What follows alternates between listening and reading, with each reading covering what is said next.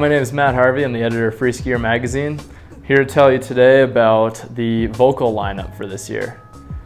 This ski I have here is the Volkl Mantra. It's an all-mountain, big mountain charger at 96 millimeters underfoot. It's a directional ski. It doesn't have very much curve in the tail, but it's super stable, really good for high speeds, really good for carving. It has 2 titanium plates put throughout the ski for maximum stability, and basically if you want to charge really fast in powder, a little bit of groomer but more in the backcountry, then the Volkl Mantra, it's going to be the right ski for you. The Volkl Bridge is your quintessential all-mountain ski. At our all-mountain test this year, it scored really well across the board. It was good in carving, had really good stability, and although it didn't score the highest float points, it still managed pretty well in the powder, which is exactly what you're looking for if you want an all-mountain ski. So if you like to dabble in the park, you like to carve turns on the groomers, and then you like to go in the backcountry a little bit, the Volkl Bridge is pretty much going to be all you need in a one ski quiver. Alright, this is the Volkl Katana. It's 111 millimeters underfoot, and it's a big mountain destroyer. Like the Mantra, it has 2 sheets of titanium in the top sheet. It's a very stiff flex, has a slightly turned up tail, but for the most part, what you're going to want to use this ski for is charging really hard in deep snow, in crud, and carving really big turns. It has rocker in the tip for added float in the powder, and it has quite a bit of side cut for a ski of this size.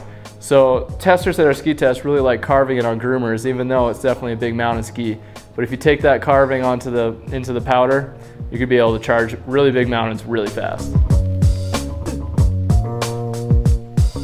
Alright, the Wall is Volkl's park ski. It's been an editor's pick for 3 years in a row now, and this year at our park test at Keystone it scored a 19, which is one of the best scores of the entire test. It scored so well because it uses a sensor wood core, which gives it really good playfulness. It makes it really snappy, but it also maintains its stability, which is a hard thing to do in a park ski.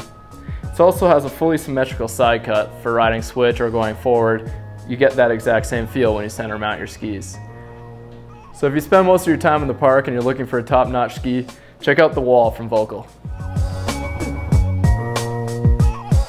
Volkl's Kenja is essentially the women's version of the Mantra. Like the Mantra, it has a titanium core.